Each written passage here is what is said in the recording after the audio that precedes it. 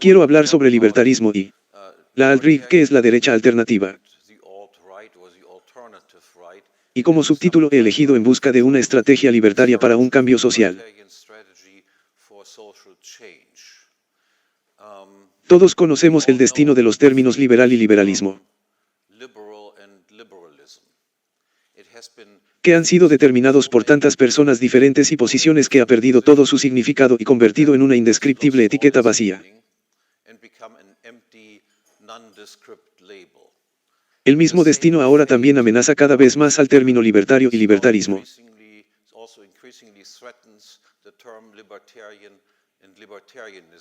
que fue inventado para recuperar algo de la precisión conceptual que se perdió con la desaparición de los términos liberal y liberalismo.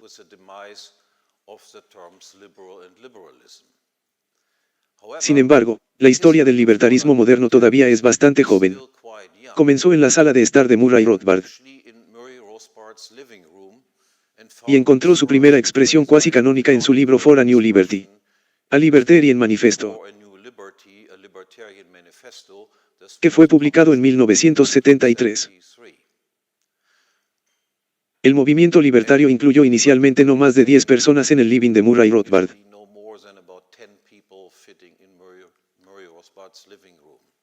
Y dada la juventud del término aún tengo la esperanza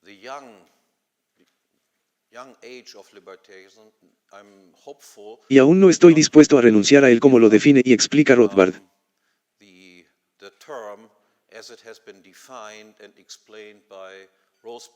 Con una claridad conceptual y precisión incomparables, a pesar de los innumerables intentos de los llamados libertarios de ensuciar las aguas y apropiarse indebidamente del buen nombre del libertarismo por algo completamente diferente. El núcleo teórico e irrefutable de la doctrina libertaria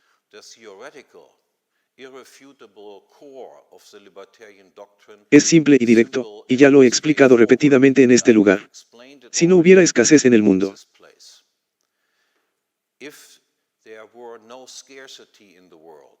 los conflictos humanos o más precisamente los enfrentamientos físicos serían imposibles. Los conflictos interpersonales son siempre conflictos relacionados con cosas escasas. Yo quiero hacer A con algo determinado y tú quieres hacer B con la misma cosa. Debido a estos conflictos, y porque somos capaces de comunicarnos y discutir entre nosotros,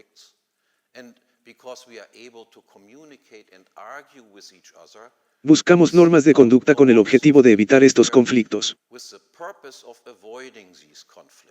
El propósito de las normas es evitar el conflicto. Si no queremos evitar conflictos, la búsqueda de normas de conducta carecería de sentido. Simplemente pelearíamos y lucharíamos, en ausencia de una armonía perfecta entre todos los intereses. Los conflictos con respecto a los recursos escasos solo pueden evitarse si todos los recursos escasos se asignan como propiedad exclusiva y privada a algún individuo o grupo de individuos específicos.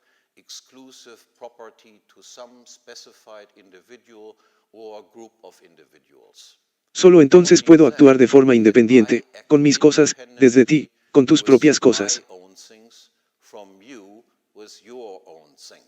sin que tú y yo choquemos.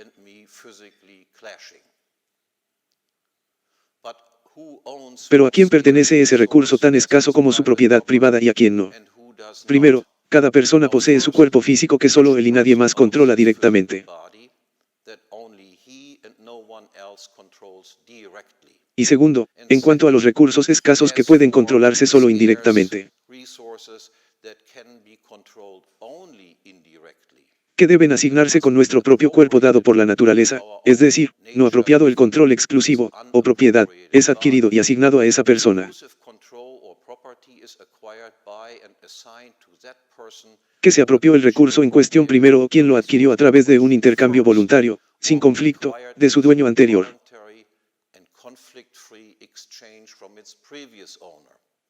Solo el primer apropiador de un recurso, y todos los propietarios posteriores conectados a él a través de una cadena de intercambios voluntarios, posiblemente pueda adquirirlo y obtener control sobre él sin conflicto, es decir, pacíficamente. De lo contrario, si se asigna el control exclusivo a los que llegan tarde, El conflicto no es evitado sino que contradice el propósito mismo de las normas haciéndose inevitable y permanente. Ante esta audiencia no necesito entrar en más detalles, excepto para agregar esto: si quieres vivir en paz con otras personas y evitar todos los enfrentamientos físicos,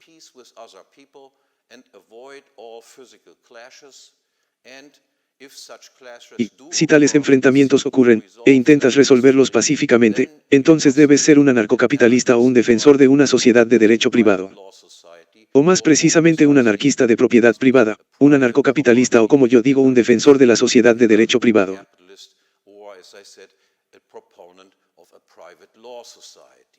Y por implicación, entonces, y nuevamente sin más preámbulos, alguien cualquiera no es un libertario o simplemente es un falso libertario.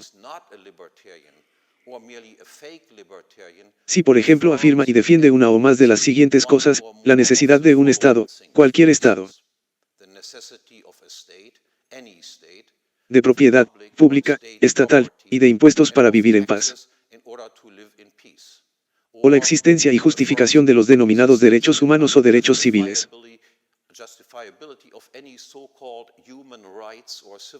distintos de los derechos de propiedad privada, como derechos de las mujeres, derechos de los homosexuales, derechos de las minorías, el derecho a no ser discriminado, el derecho a la inmigración libre e irrestricta, el derecho a un ingreso mínimo garantizado o la atención médica gratuita, el derecho a estar libre de discursos y pensamientos desagradables. Los que proponen algo de esto pueden llamarse a sí mismos como quieran. Y como libertarios podemos cooperar con ellos, en la medida en que tal cooperación ofrezca la promesa de acercarnos a nuestro objetivo final, pero ellos no son libertarios o solo son falsos libertarios.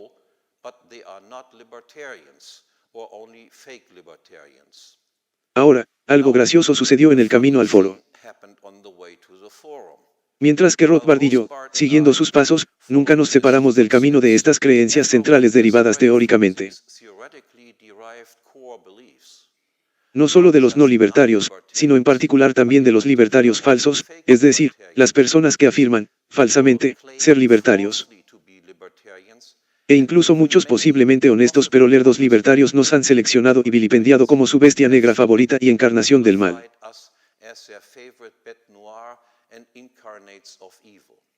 Rothbard, el Spirites Rector del libertarismo moderno, ha sido calificado por esta llamada multitud antifascista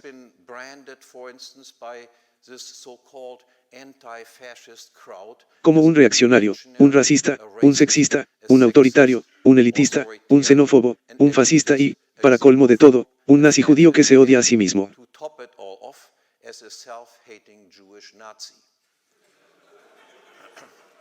Y yo heredé todos estos títulos honorarios, además de algunos más, a excepción del material judío.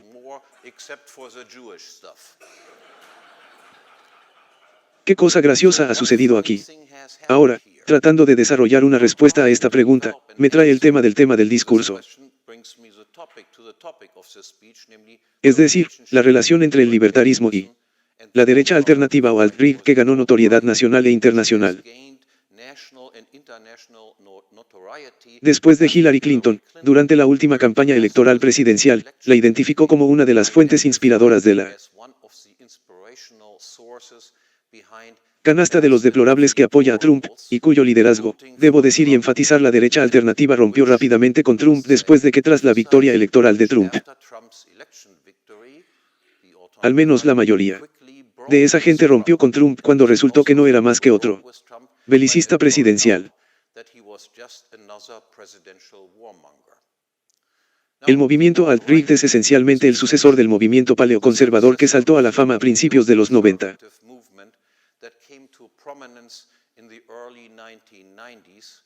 Con el columnista y autor bestseller Patrick Buchanan como su representante más conocido. Estuvo un tanto inactivo a fines de la década de 1990, y recientemente, a la luz del daño cada vez mayor causado a los Estados Unidos y a su reputación por las sucesivas administraciones de Bush y Clinton, Bush II y Obama, resurgió más vigorosamente que antes bajo la nueva etiqueta de la alt-right. Muchas de las luces principales asociadas con la alt-derecha han aparecido aquí en nuestras reuniones en el transcurso de los años. Paul Gottfried, quien primero acuñó el término. Peter Brimelow, Richard Lynn, Jared Taylor, John Davis Chayer, Steve Saller y Richard Spencer. Además, el nombre de Sean Gabe y el mío se mencionan regularmente en relación con la derecha alternativa.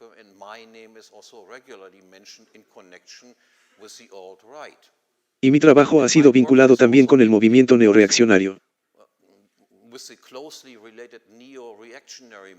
Estrechamente relacionado e inspirado por Curtis Yarvin, a quien además conozco personalmente, y que es conocido como Mencius Moldbug.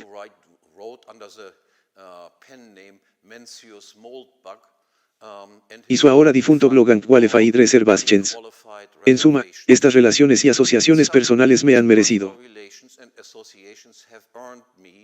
varias menciones honoríficas de la Liga de Difamación y Difamación más famosa de Estados Unidos, LSPLC, también conocido como Centro Paverty,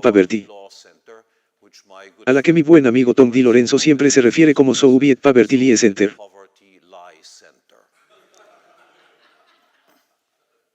¿Qué hay de la relación entre el libertarismo y la derecha alternativa y mis razones para invitar a los principales representantes de la derecha alternativa a las reuniones con los libertarios? Los libertarios están unidos por las creencias centrales teóricas irrefutables mencionadas al principio. Tienen claro el objetivo que quieren alcanzar.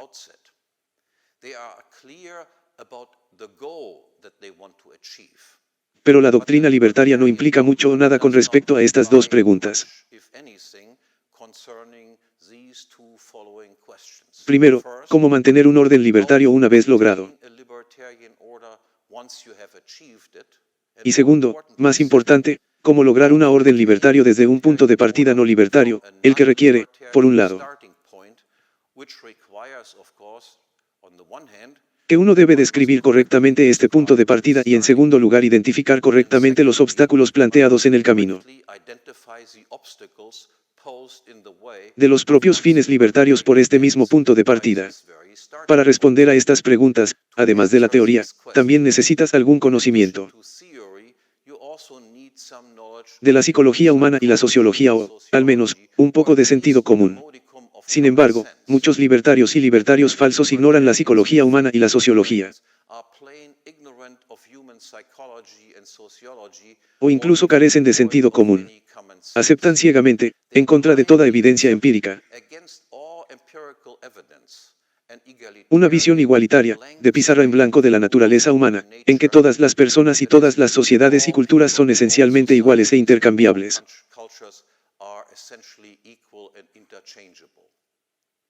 Si bien gran parte del libertarismo contemporáneo se puede caracterizar, entonces, como teoría y teóricos sin psicología y sociología, gran parte o incluso la mayor parte de la derecha alternativa se puede describir, en contraste, como la psicología y la sociología sin teoría. Los alt-righters no están unidos por una teoría común.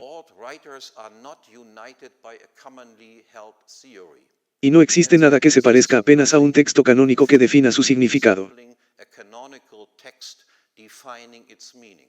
Por el contrario, la derecha alternativa está esencialmente unida en su descripción del mundo contemporáneo, y, en particular, los Estados Unidos y el llamado mundo occidental, y la identificación y el diagnóstico de sus patologías sociales. De hecho, se ha observado correctamente que la derecha alternativa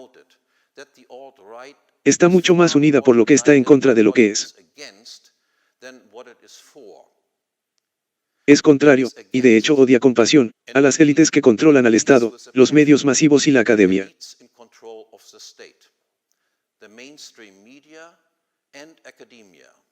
¿Y por qué? Porque el Estado, los medios masivos y la academia, todos promueven la degeneración social y la patología. Por lo tanto promueven, y la derecha alternativa se opone a ello enérgicamente,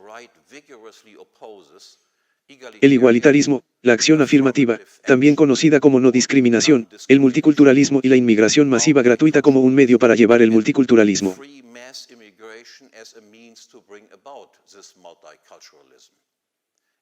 Además, la derecha alternativa detesta todo ataque del marxismo cultural o el gramscismo. O Antonio Gramsci, el comunista italiano. Odian toda corrección política y estratégicamente. Sabios creo que se encoge de hombros. Sin ningún tipo de disculpa ante todas las acusaciones de ser supremacista, elitista, sexista, racista, homofóbico, xenófobo, etcétera, etcétera. Y la derecha alternativa también se ríe de cómo el desesperantemente ingenuo lema programático de los libertarios como los Students for Liberty, que he denominado los Stupids for Liberty.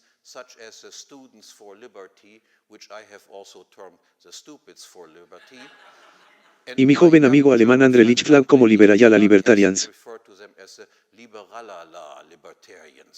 Y su lema de paz, amor y libertad, el que Lichtflag apropiadamente traduce al alemán como Fried, Freude, Eierkuchen. Paz, alegría, y panqueques. En marcado contraste con esto, los alt-righters insisten en que la vida también se trata de disenso, odio, contienda y lucha, no solo entre individuos, sino también entre varios grupos de personas que actúan en concierto. Millennial Woes, seudónimo de Colin Robertson, ha resumido así la alt-right.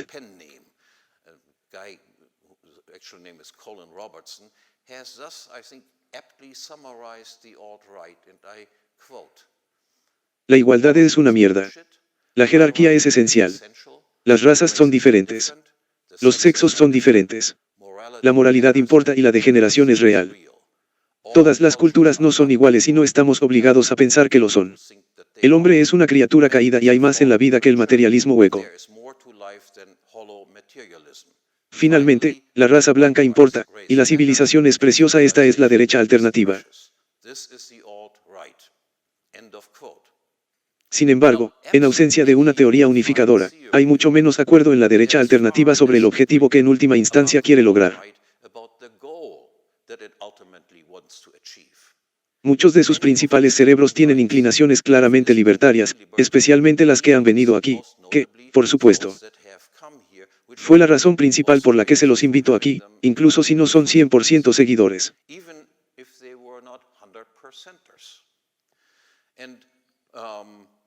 Todos los alt-righters que han aparecido aquí, por ejemplo, han estado familiarizados con Rothbard y su trabajo, mientras el candidato presidencial más reciente del Partido Libertario NEU nunca había oído hablar del nombre de Rothbard, y todos ellos, hasta donde sé, fueron francos partidarios de Ron Paul durante su campaña a las primarias para la nominación del Partido Republicano como candidato presidencial. Mientras tanto, muchos autoproclamados libertarios atacaron e intentaron vilipendiar a Ron Paul por sus puntos de vista. Ya sabrán lo que viene, racistas. Sin embargo, varios de los líderes de la alt-right y muchos de quienes los siguen en rango también han respaldado puntos de vista incompatibles con el libertarismo.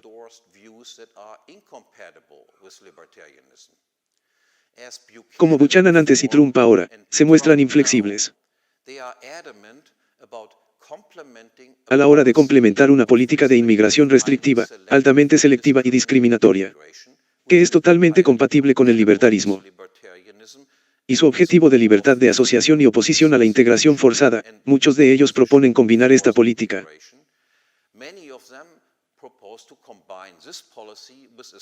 con una política estridente de comercio restringido, proteccionismo económico y aranceles de protección, que es antitético al libertarismo y contrario a la prosperidad humana. Déjenme apresurarme a agregar aquí que, a pesar de mis dudas sobre su economía,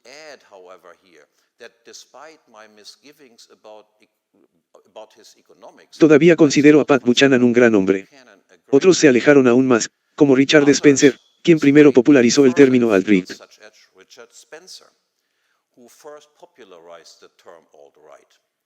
Mientras tanto, debido a varias acrobacias publicitarias recientes, que le han ganado cierto grado de notoriedad en los Estados Unidos, Spencer ha reclamado el rango del máximo líder de un movimiento unificado supuestamente poderoso. Un esfuerzo, por cierto, que ha sido ridiculizado por Taki Theodorakopoulos, un veterano campeón del movimiento paleoconservador convertido en alt-right y ex empleador de Spencer.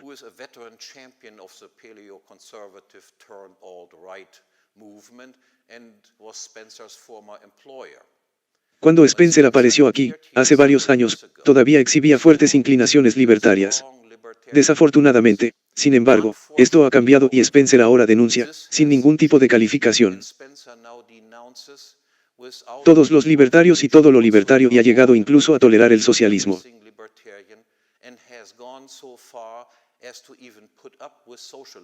Siempre que sea socialismo de y para los blancos.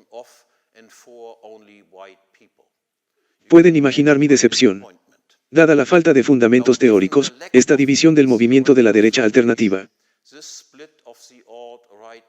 en facciones rivales difícilmente pueda considerarse una sorpresa. Sin embargo, este hecho no debe confundir a uno a descartarla. Porque la derecha alternativa ha aportado muchas ideas que son de importancia central para abordar una respuesta a las dos preguntas mencionadas anteriormente sin respuesta por la teoría libertaria.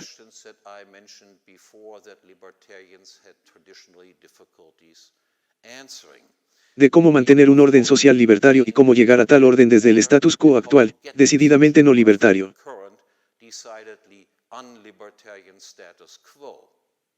La derecha alternativa no descubrió estas ideas. Habían sido establecidos mucho antes y, de hecho, en gran parte no son más que sentido común. Pero en los últimos tiempos tales ideas han sido enterradas bajo montañas de igualitarismo, la propaganda izquierdista y la alt-derecha deben ser acreditados por haberlos sacado a la luz.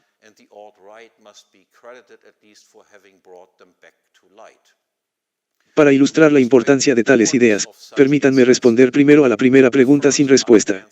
Muchos libertarios sostienen que todo lo que se necesita para mantener un orden social libertario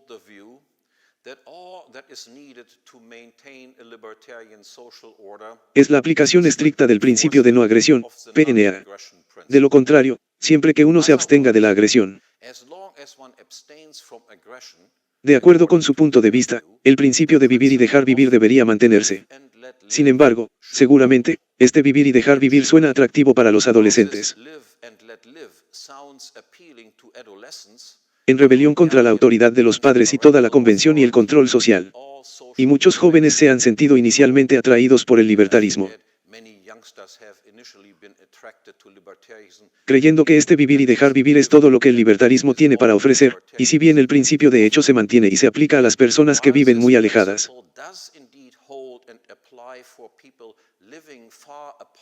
y que se relacionan entre sí solo de manera indirecta y desde lejos, no se cumple ni se aplica.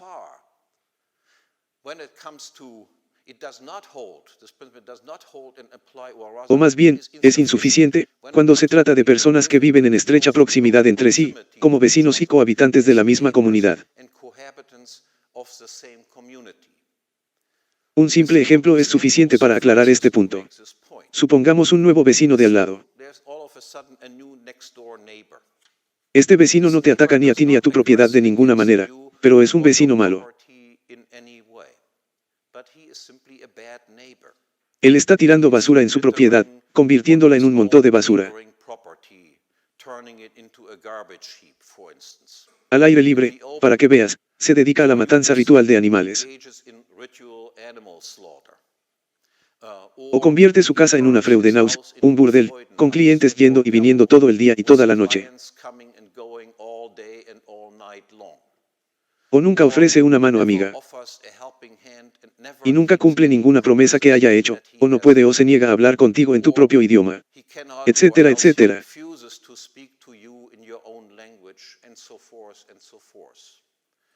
Todos tenemos experiencias con lo mala que puede convertirse la vida si tienes malos vecinos. Tu vida se convierte en una pesadilla. Sin embargo, no puedes usar la violencia contra él,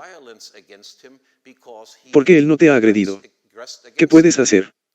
Puedes evitarlo y excluirlo. Pero a tu vecino no le importa, y en cualquier caso tú solo castigándolo de esta forma le hace poca o ninguna diferencia. Tienes que tener el respeto y la autoridad comunitaria, o debes recurrir a alguien que sí la tenga.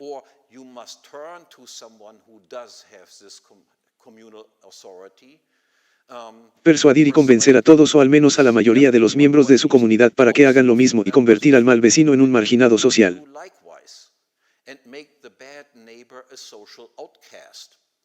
Para ejercer presión sobre él para que venda su propiedad y se vaya. Tanto para los libertarios que, además de su ideal de vivir y dejar vivir,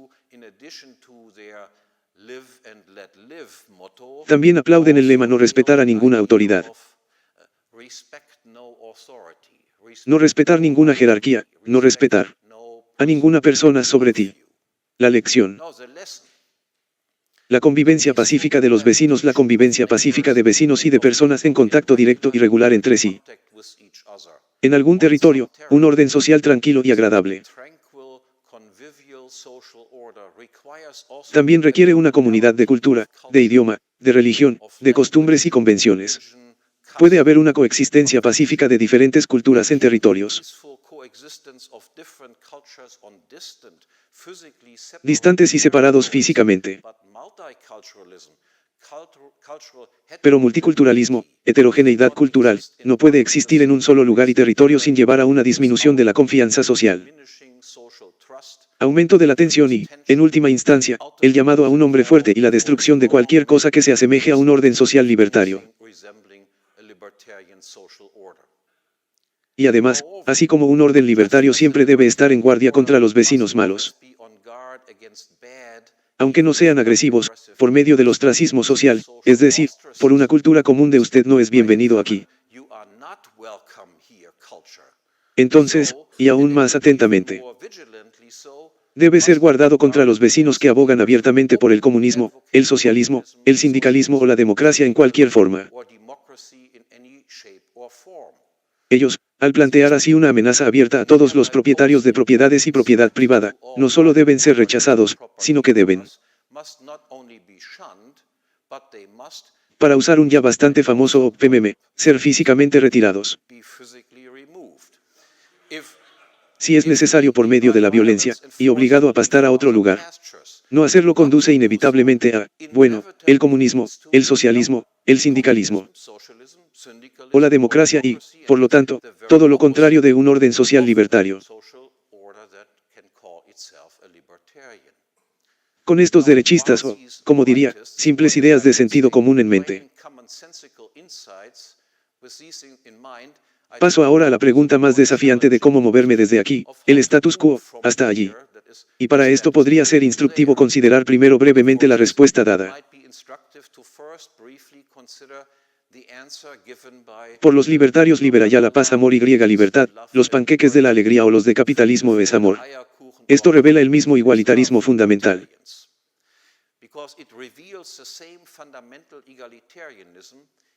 Si bien en una forma ligeramente diferente, como el exhibido también por los libertarios de vivir y dejar vivir. Estos, como acabo de intentar mostrar, definen lo que podemos llamar el problema del mal vecino.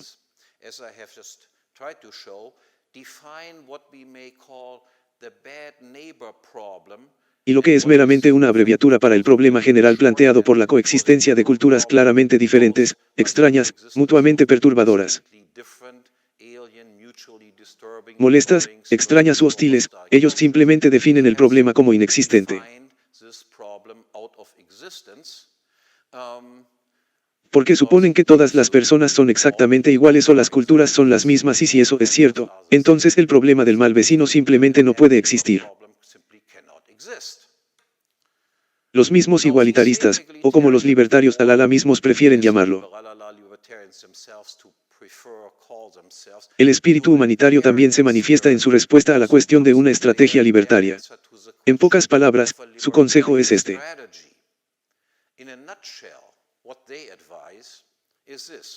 Ser amable y hablar con todos, y luego, a la larga, los mejores argumentos libertarios saldrán ganando.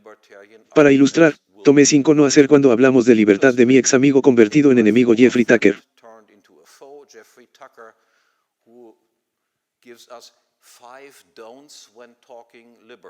Cito, son 1, no seas beligerante.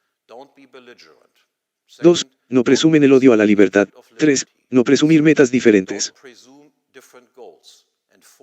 4, no presumir ignorancia. 5, no consideres a nadie como un enemigo. Ahora, aparte del hecho de que Tucker no parece seguir su propio consejo en su beligerante condena de toda la derecha alternativa como fascistas que odian la libertad, encuentro sus exhortaciones realmente asombrosas. Pueden ser un buen consejo para la gente que surge de la nada, sin ningún tipo de historia trazable, pero frente a personas reales con una historia registrada me parecen irremediablemente ingenuos, poco realistas.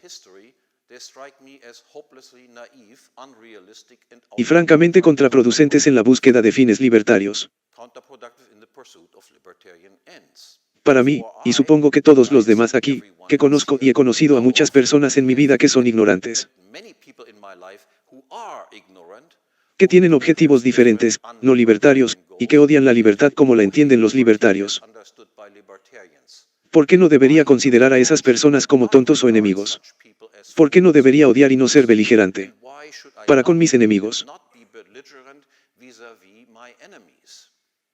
Como estrategia libertaria, entonces, el consejo de Tucker debe considerarse simplemente una broma de mal gusto.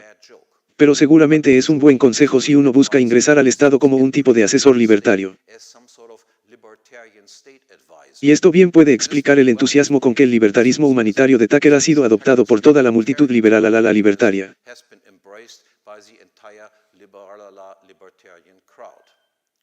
Fuera de las tierras igualitarias de fantasía, sin embargo, en el mundo real, los libertarios deben ser, ante todo, realistas y reconocer desde el principio, como hace la alt-right, la desigualdad no solo de los individuos, sino también de las diferentes culturas, como un dato ineradicable de la existencia humana. Además, debemos reconocer que existen muchos enemigos de la libertad tal como los define el libertarismo y que ellos, y no nosotros, están a cargo de los asuntos mundanos. Que en muchas partes del mundo contemporáneo su control de la población es tan completo que las ideas de libertad y de orden social libertario son prácticamente desconocidas o consideradas impensables, excepto como algunos juegos intelectuales inactivos o gimnasia mental de unos pocos individuos exóticos, y que es esencialmente solo en Occidente, en los países de Europa Occidental y Central y en las tierras colonizadas por su gente. La idea de la libertad está tan profundamente arraigada que estos enemigos aún pueden ser desafiados abiertamente. Y limitando nuestras consideraciones estratégicas aquí solo a Occidente. Entonces, podemos identificar, casi como la derecha alternativa ha hecho efectivamente, a estos actores y agencias como nuestros principales enemigos. Son, en primer lugar, las élites gobernantes que controlan el aparato del Estado y, en particular, el Estado profundo o la llamada catedral de los militares.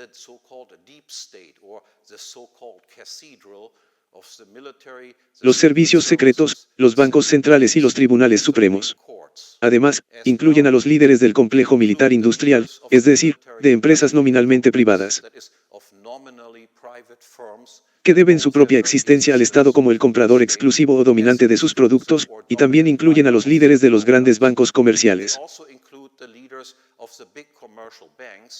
que tienen el privilegio de crear dinero y crédito de la nada para la existencia del Banco Central y su papel como prestamista de último recurso.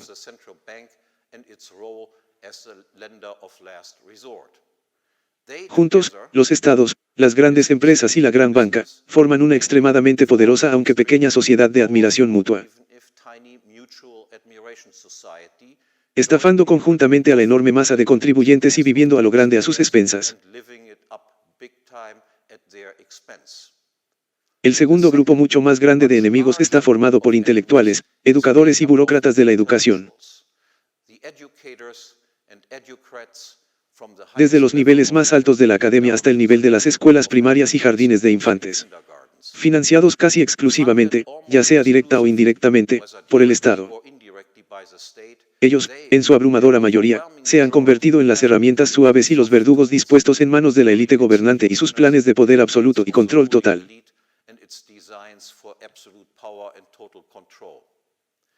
Y en tercer lugar están los periodistas de los grandes medios como los productos dóciles del sistema de educación pública, y los receptores cobardes y divulgadores de la información gubernamental.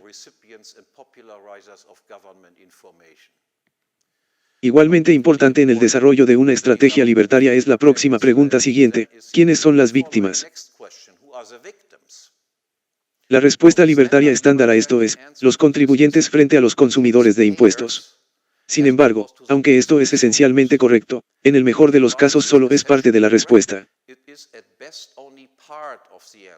Y los libertarios podrían aprender algo al respecto de la derecha alternativa, porque aparte del aspecto estrictamente económico,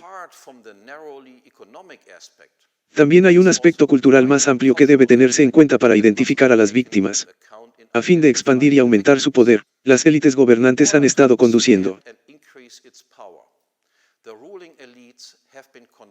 durante muchas décadas lo que Pat Buchanan ha identificado como una guerra cultural sistemática, destinado a una transvaloración de todos los valores y la destrucción de todos los vínculos e instituciones sociales naturales o, si se quiere, orgánicos como familias, comunidades, grupos étnicos y naciones relacionadas genealógicamente, a fin de crear una población cada vez más atomizada, cuya única característica compartida y vínculo unificador es su dependencia existencial común del Estado. El primer paso en esta dirección, tomado ya hace medio siglo o incluso más, fue la introducción del bienestar público y la seguridad social. De ese modo, la clase baja y los ancianos se convirtieron en dependientes del Estado. Y el valor y la importancia de la familia y la comunidad se redujeron y debilitaron en consecuencia. Más recientemente, han proliferado pasos de mayor alcance en esta dirección. Se ha proclamado y promovido una nueva victimología. Las mujeres, y en particular madres solteras, negros, mestizos, latinos, homosexuales, lesbianas, bisexuales y transexuales han sido premiados con el estatus de víctima. Y se les han otorgado privilegios legales a través de decretos de discriminación o acción afirmativa. Además, estos privilegios se han ampliado también a inmigrantes nacionales extranjeros,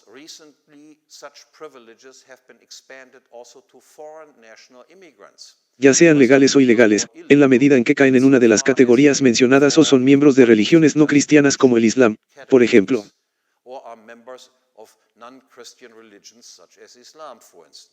El resultado: no solo se ha evitado o resuelto el problema del vecino malo antes mencionado, sino que se promovió e intensificó sistemáticamente. Se ha destruido la homogeneidad cultural, y la libertad de asociación y la segregación física voluntaria y la separación de diferentes personas,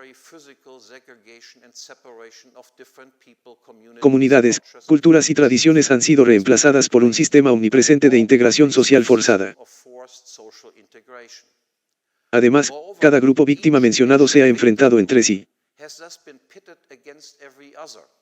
Y todos ellos juntos se han enfrentado a hombres blancos, heterosexuales, cristianos y, en particular, a los casados con hijos como el único grupo restante, legalmente no protegido de presuntos victimarios. Por lo tanto, como resultado de la transvaloración de todos los valores promovidos por las élites gobernantes,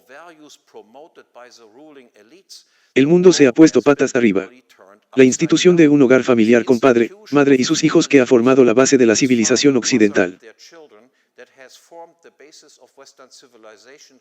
como la civilización más libre, más industriosa, ingeniosa y versátil conocida por la humanidad, es decir, la misma institución y gente que más bien que mal ha hecho en la historia humana,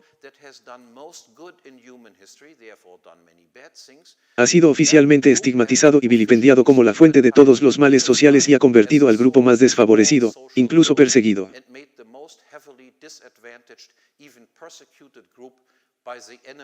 en la implacable política de divide y impera de las élites enemigas. En consecuencia, dada la constelación actual de asuntos, cualquier estrategia libertaria prometedora debe, en gran medida como ha reconocido la derecha alternativa, ante todo adaptarse y dirigirse contra este grupo de las personas más severamente victimizadas. Parejas de blancos cristianos casados con hijos, en particular si pertenecen además a la clase contribuyente, en lugar de a la consumidora de impuestos. y de todos los que se asemejan más o aspiran a esta forma estándar de orden y organización social se puede esperar de manera realista que sea la audiencia más receptiva del mensaje libertario.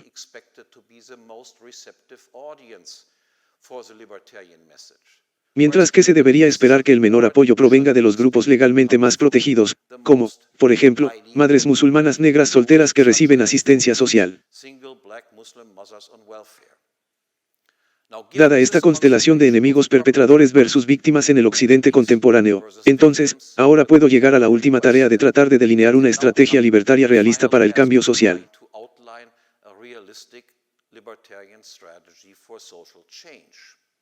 Cuyos detalles deberán ir precedidos de dos consideraciones generales.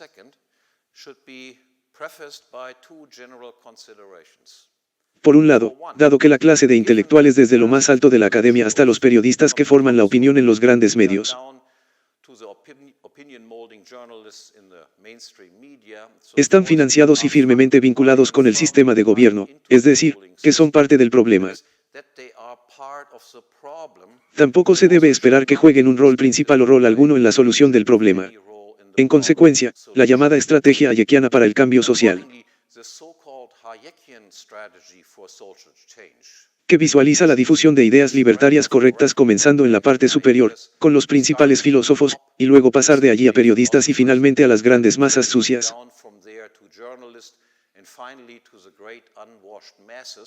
debe considerarse fundamentalmente irreal. En cambio, cualquier estrategia libertaria realista para el cambio debe ser una estrategia populista. Es decir, los libertarios deben provocar cortocircuitos a las élites intelectuales dominantes y dirigirse a las masas directamente para despertar su indignación y desprecio por las élites gobernantes. Y en segundo lugar, mientras los principales destinatarios de un mensaje libertario populista deben ser de hecho los grupos recién mencionados de blancos nativos desposeídos y privados de sus derechos, creo que es un serio error estratégico hacer de la blancura el criterio exclusivo sobre el que basar nuestras decisiones estratégicas, como algunas líneas de la derecha alternativa han sugerido hacer, equivocadas a mi entender. Después de todo, son en su mayoría hombres blancos los que conforman la élite gobernante y quienes han impuesto el lío actual sobre nosotros. Es cierto que las diversas minorías protegidas mencionadas anteriormente aprovechan al máximo los privilegios legales que se les han otorgado y se han envalentonado cada vez más para pedir cada vez más protección. Pero ninguno de ellos y todos juntos no poseían y no poseen la destreza intelectual que hubiera hecho posible este resultado, si no hubiera sido por la ayuda instrumental que recibieron y reciben de los hombres blancos.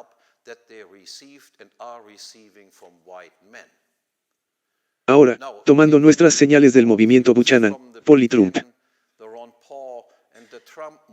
a los detalles de una estrategia populista para el cambio libertario, en ningún orden específico, excepto el primero, que actualmente asume la mayor urgencia en la mente del público. 1. Detener la inmigración masiva. Las olas de inmigrantes que actualmente inundan el mundo occidental lo han agobiado con hordas de parásitos de bienestar, trajo terroristas, aumentó el crimen, llevó a la proliferación de áreas prohibidas y resultó en un sinnúmero de malos vecinos que, basados en su educación, cultura y tradiciones ajenas, carecen de comprensión y apreciación de la libertad, y se convertirán en simpatizantes del estado del bienestar en el futuro. Nadie está en contra de la inmigración y los inmigrantes per se. Pero la inmigración debe ser solo por invitación. Todos los inmigrantes deben ser personas productivas y, por lo tanto, deben ser excluidos de todos los pagos de asistencia social. Para garantizar esto, ellos o la parte que los invita deben establecer un vínculo con la comunidad en la que deben establecerse, y que se perderá y conducirá a la deportación del inmigrante si alguna vez se convierte en una carga pública. Además, cada inmigrante, parte invitada o empleador no solo debe pagar por el mantenimiento o el salario del inmigrante, sino también debe pagar a la comunidad residencial por el desgaste adicional de sus instalaciones públicas asociado con la presencia del inmigrante, a fin de evitar la socialización de todos los costos incurridos con su asentamiento.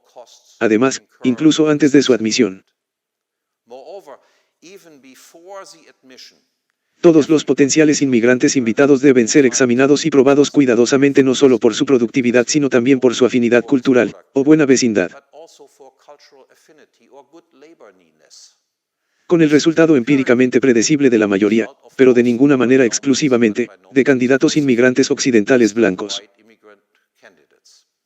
Y cualquier comunista o socialista conocido de cualquier color, denominación o país de origen, debe ser excluido de un asentamiento permanente, a menos que la comunidad donde el posible inmigrante desee establecerse sancione oficialmente el saqueo a las propiedades de sus residentes para nuevos arribos de extranjeros,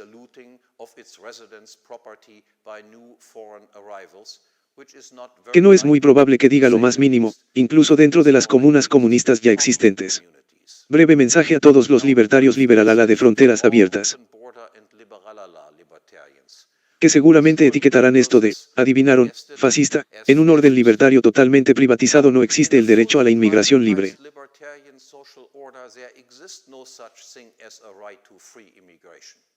La propiedad privada implica fronteras y el derecho del propietario a excluir a voluntad. Y la propiedad pública también tiene fronteras. No es propiedad sin dueño.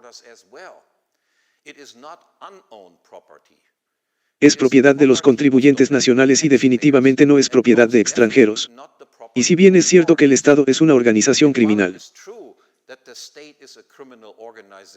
y que confiarle la tarea de control fronterizo inevitablemente resultará en numerosas injusticias tanto para los residentes nacionales como para los extranjeros, también es cierto que el Estado hace algo también cuando decide no hacer nada respecto del control fronterizo.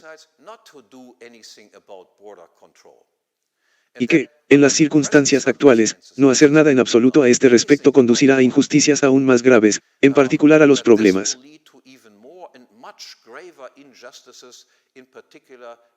de la ciudadanía doméstica que cualquier otra política. 2. Deja de atacar, matar y bombardear gente en países extranjeros. Una causa principal, aunque de ninguna manera la única, para la actual invasión de países occidentales por hordas de inmigrantes extranjeros, son las guerras iniciadas y llevadas a cabo en el Medio Oriente y en otras partes por las élites gobernantes de los Estados Unidos y sus élites marionetas occidentales subordinadas. Además, los ataques terroristas aparentemente normales y omnipresentes en nombre del Islam en todo el mundo occidental son en gran medida el retroceso de estas guerras y el consiguiente caos en todo el Medio Oriente y África del Norte. No debe haber ninguna duda de nuestra parte en llamar a los gobernantes occidentales responsables de esto, por lo que realmente son, asesinos o accesorios para el asesinato en masa. Debemos exigir cambio, y gritar en voz alta, por una política exterior de estricto no intervencionismo. Retirar de todas las organizaciones internacionales y supranacionales como la ONU, la OTAN y la UE que intrincan a un país en los asuntos internos de otro.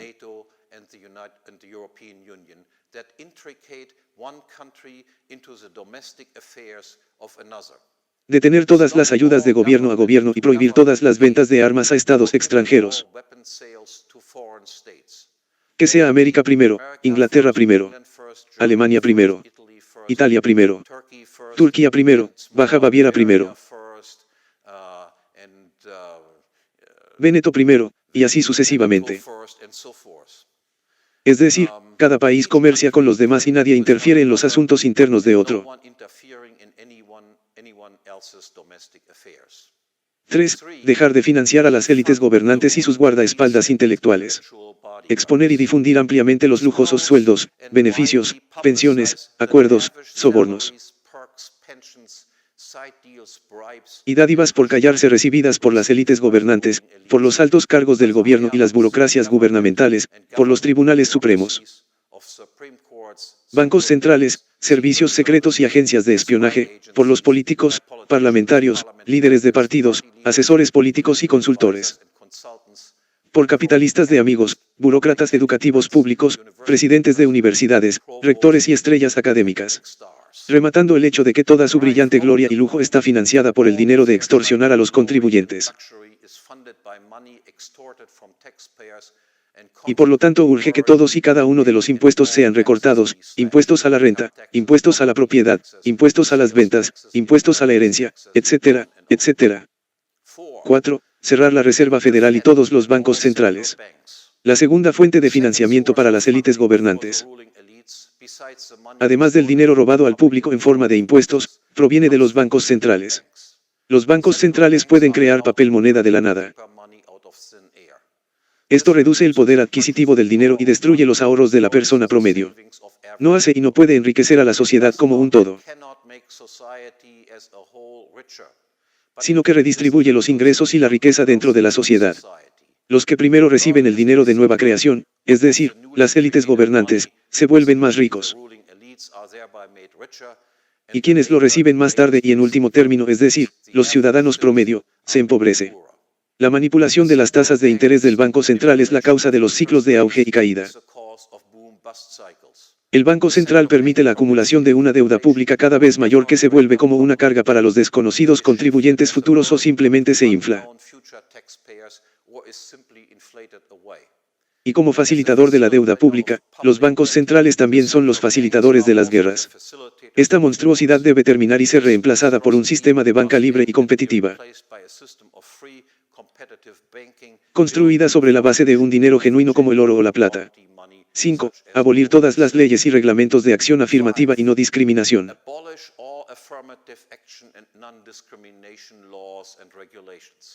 Todos esos edictos son flagrantes violaciones del principio de la igualdad ante la ley que, al menos en Occidente, se percibe intuitivamente y se reconoce como un principio fundamental de la justicia. Como propietarios privados, las personas deben ser libres de asociarse o desvincularse con otros, de incluir o excluir, de integrar o segregar, unir o separar, unificar e incorporar o desunir, salir y separarse.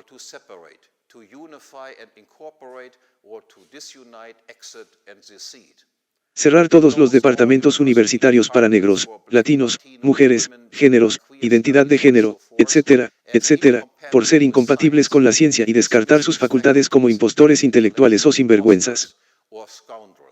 Asimismo, exigir que todos los comisarios de acción afirmativa, funcionarios de la diversidad y recursos humanos, desde las universidades hasta las escuelas y jardines de infantes, sean echados a la calle y obligados a aprender algún oficio útil. 6. Aplastar a la mafia antifascista.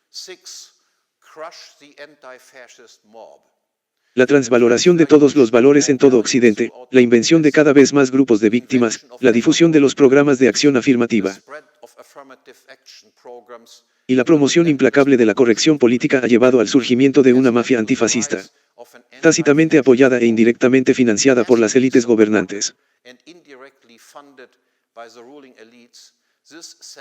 Esta autodenominada mafia de guerreros de la justicia social ha asumido la tarea de intensificar la lucha contra el privilegio blanco,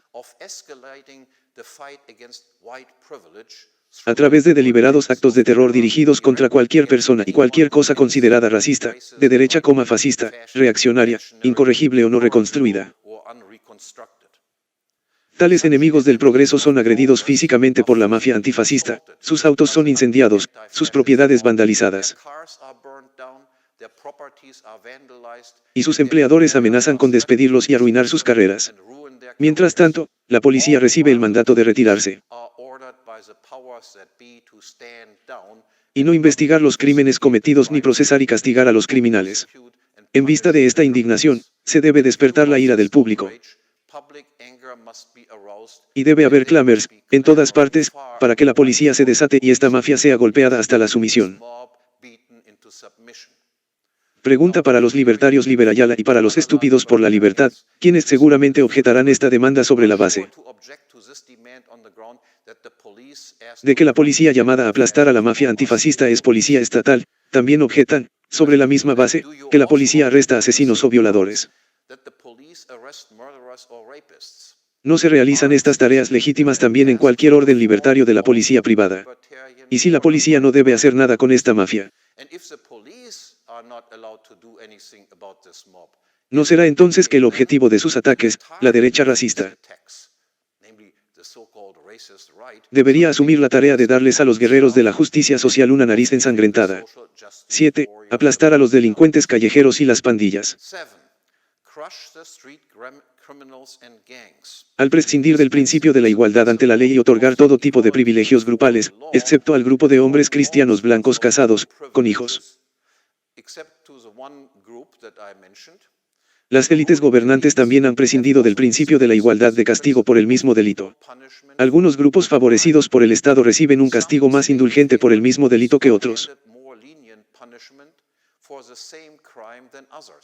Y a algunos grupos especialmente favorecidos se deja actuar sin control y quedan prácticamente sin castigo, promoviendo de hecho y efectivamente el crimen. Además, se ha permitido que las áreas prohibidas se desarrollen donde esencialmente ha dejado de existir algún esfuerzo para hacer cumplir la ley. Y donde los matones violentos y las pandillas callejeras se han hecho cargo. En vista de esto, el furor público debe ser provocado y debe exigir inequívocamente que la policía tome medidas rápidas, duras y enérgicas contra cualquier ladrón, asaltante, violador y asesino, y despiadadamente elimine todas las áreas prohibidas actuales por las violentas reglas de pandillas. Huelga decir que esta política debe ser daltónica, pero si ocurre, como de hecho es, que la mayoría de los delincuentes callejeros o miembros de pandillas son jóvenes negros o latinos o, en Europa, jóvenes inmigrantes de África, Medio Oriente, de los Balcanes o Europa del Este. Entonces que así sea, y ese espécimen humano debería ser el que termine con la nariz más rota. Y no hace falta decir tampoco que para defenderse contra el crimen, ya sea un crimen callejero ordinario o actos de terrorismo, todas las prohibiciones contra la propiedad de armas por parte de ciudadanos honestos deberían ser abolidas. 8. Deshacerse de todos los parásitos de la asistencia social y vagos. Para cimentar su propia posición, la clase dominante ha puesto a la clase baja en el subsidio y, por lo tanto, la ha convertido en la fuente más confiable de apoyo público. Supuestamente para ayudar a la gente a mejorar y ascender de la clase baja a convertirse en actores que se sostienen a sí mismos. El efecto real y realmente previsto de la llamada política social del Estado es exactamente lo contrario. Ha hecho que el estatus de las clases inferiores de las personas sea más permanente. Y que la clase baja crezca constantemente. Y con esto también la cantidad de trabajadores sociales y terapeutas financiados con impuestos asignados para ayudar y asistir a este grupo. Porque, de acuerdo con la ley económica inexorable, cada subvención otorgada a causa de una supuesta necesidad o deficiencia produce más, no menos, del problema que supuestamente debe aliviar o eliminar.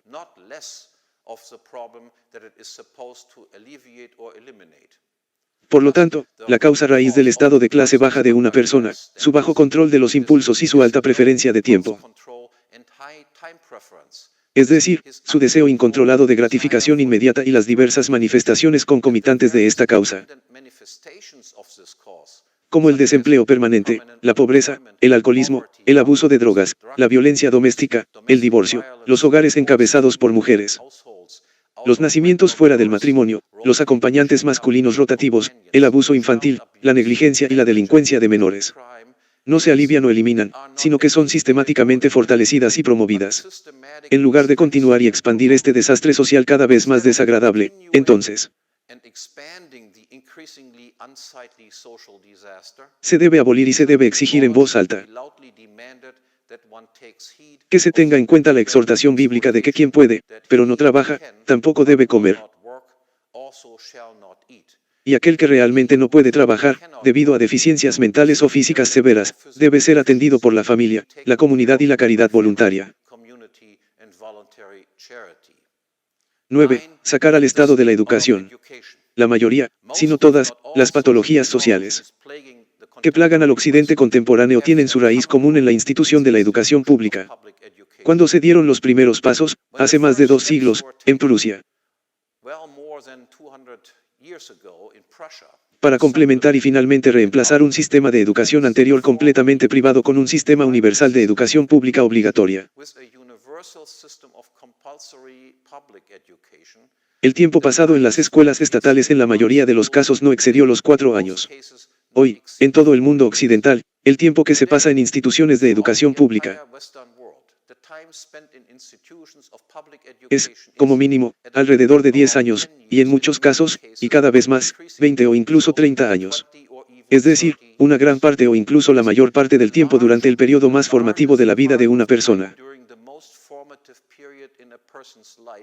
se gasta en instituciones financiadas y supervisadas por el Estado, cuyo propósito principal desde el principio no fue criar a un público ilustrado, sino entrenar buenos soldados y buenos servidores públicos, no independientes y maduros Mundigeburger, ciudadanos responsables, sino subordinados y serviles Staatsbürger, ciudadanos del Estado. El resultado del adoctrinamiento ha funcionado. Cuanto más tiempo pasa una persona dentro del sistema de educación pública, más se compromete con las ideas igualitarias de izquierda. Y se habrá tragado e interiorizado de todo corazón la doctrina oficial y la agenda de la corrección política. De hecho, en particular entre los maestros y profesores de ciencias sociales, las personas que no se cuentan a sí mismas como parte de la izquierda que prácticamente ha dejado de existir. En consecuencia, se debe exigir que el control de las escuelas y universidades se aleje del Estado central. Y, en un primer paso, ser devuelto a las autoridades regionales o mejor aún locales y financiadas localmente, y finalmente ser completamente privatizadas, a fin de reemplazar un sistema de uniformidad y conformidad obligatorias con un sistema de educación descentralizada que refleje la variación natural,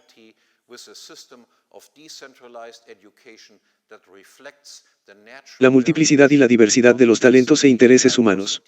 10 y último, no pongan su confianza en la política o en los partidos políticos. Así como no se puede esperar que la academia y el mundo académico jueguen un papel significativo en una estrategia libertaria para el cambio social, lo mismo con la política y los partidos políticos. Después de todo, el objetivo último del libertarismo es poner fin a todas las políticas y someter todas las relaciones interpersonales y conflictos a los procedimientos de derecho privado y civil. Sin duda, bajo las condiciones actuales, totalmente politizadas. Una participación en la política y la política de los partidos no se puede evitar del todo. Sin embargo, en cualquier participación de este tipo, uno debe ser muy consciente y protegerse contra la influencia corruptora del poder y el atractivo del dinero y las ventajas que conlleva. Y para minimizar este riesgo y la tentación, es aconsejable concentrar los esfuerzos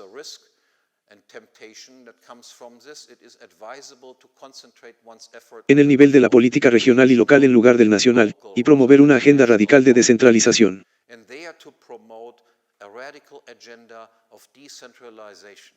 de anulación y separación pacífica, segregación y secesión.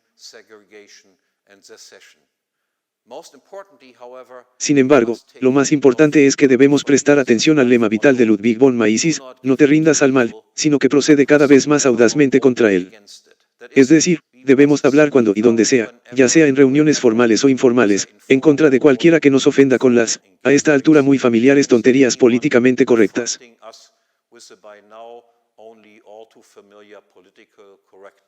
y los disparates igualitarios de izquierda. E inequívocamente decir, no. Diablos, debes estar bromeando. Mientras tanto, dado el control mental casi completo ejercido por las élites gobernantes, la academia y los medios, ya se requiere una buena dosis de valentía para hacerlo.